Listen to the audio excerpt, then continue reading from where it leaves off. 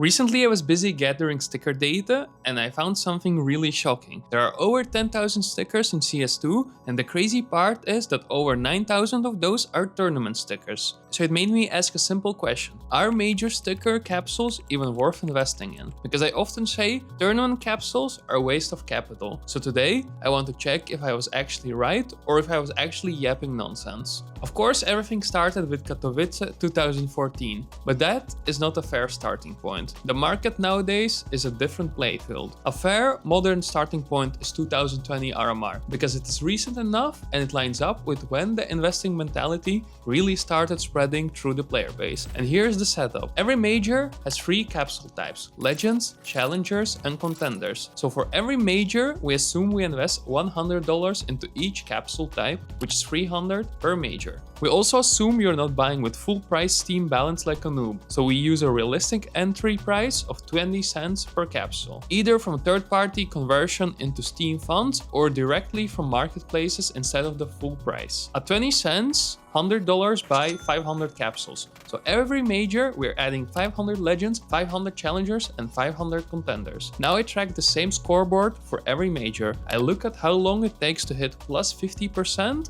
how long it takes to hit 2x, what it looks like if you simply hold until today, and what actually caused the move. Plus 50% means from 20 to 30 and 2x means from 20 to 40 cents.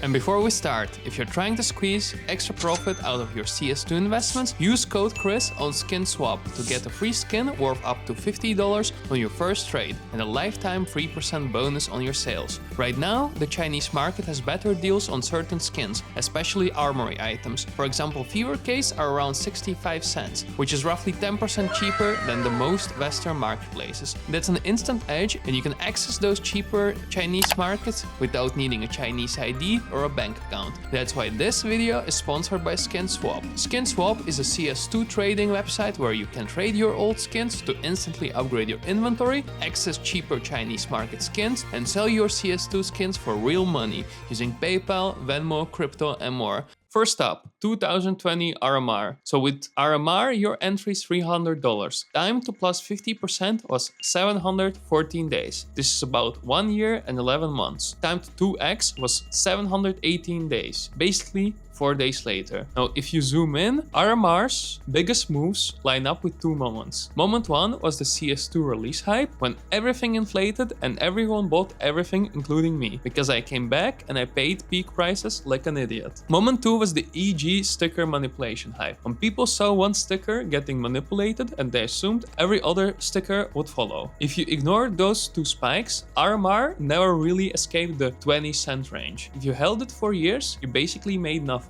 It is roughly $15 on a $300 investment. So the essence is this: RMR shows the biggest weakness of capsule investing. Without external hype, the demand is not strong enough to carry the floor. Now Stockholm. This is the wild card. Your entry is of course $300. Time to plus 50% was 324 days. Time to 2x was 6 days later. And if you held until today, that $300 turns in about $3,710, which is basically a 12x.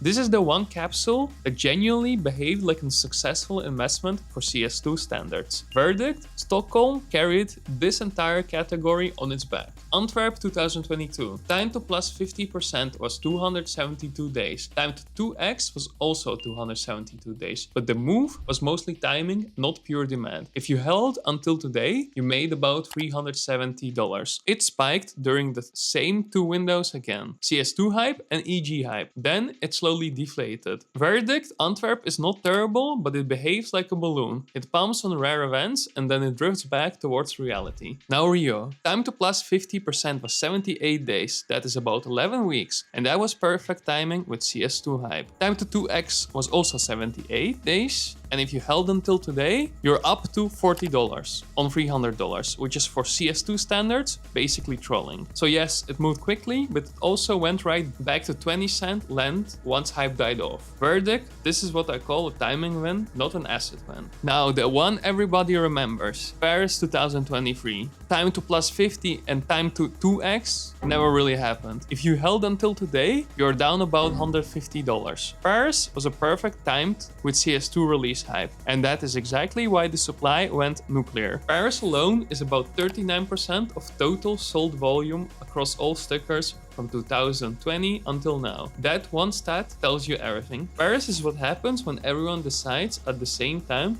capsules are the meta investment. Now Copenhagen. Time to plus 50% was 259 days. Time to 2x was 400 days. And if you held until today, you made about $400. So your 300 becomes 700. For CS2 standards, this is actually decent. Not a moon, not a 10x, but it did not disappoint you either. Now Shanghai, the capsule for noobs. It was in China, so people were screaming, China will pump it. Relax, Brody. Time to plus 50% was 164 days. Time to 2x was also 164 days. And if you held until today, you gain about $670. So your 300 becomes almost 1k. Now here's the funny part. Shanghai has less than 1% share of total sold volume. So that it will pump because China narrative was mostly cope. But the capsule still performed better than most because you did not need massive volume to get movement. Shanghai proves that low market share can be a strength. Now Austin. Time plus 50% was 49 days. Time to 2x was 60 days. If you held until today, you made about 135, which is not terrible for short term, but it's not special either. There was also a spike in October, and I still do not really know the exact reason, but if you know it, let me know. Verdict, another small win if you were patient. And now the current one, Budapest. It's still on sale and still basically 20 cents, so this is the decision point. Now let's summarize what this actually means. From 2020 until now, there have been 9 majors. At $300 per major, you invested $2,700. If you held everything until today, the portfolio would be around $7,600, which is almost $5,000 profit. That sounds great until you realize most of that is Stockholm. Stockholm alone contributes about $3,410 of the gains. So without Stockholm, your return drops to around 50% over 5+ years. For CS2 standards, that is extremely low. And I also decided to do an opportunity cost test. I'm comparing capsules to what else the same capital could have done. If instead of buying tournament capsules every major, you park the same $2,700 into something boring like fracture cases, you would have accumulated roughly 23,435 cases. And that would be around 14k in value today. So you're basically doubling without needing to time majors, sale windows, and hype cycles. And the biggest issue with tournament capsules is this. Most of the time you made money because of external events. CS2 release hype, EG hype, then it snaps back to 20 cents because the demand is just not there. There are too many team stickers, there are too many capsules, and there are too many investors waiting for Stockholm 2.0. And the moment people think a major is low supply, they rush in and they increase the supply again. This is the paradox. So should you buy tournament sticker capsules? My answer is not really, not if your goal is to maximize gains. Could there be another low demand major that performs well? Yes. Capsules become interesting again if major has genuinely low supply or if Valve adds a new utility. That makes people actually apply stickers again. If those two things don't happen, most capsules just drift back to 20-cent range. So if you buy capsules, buy them for fun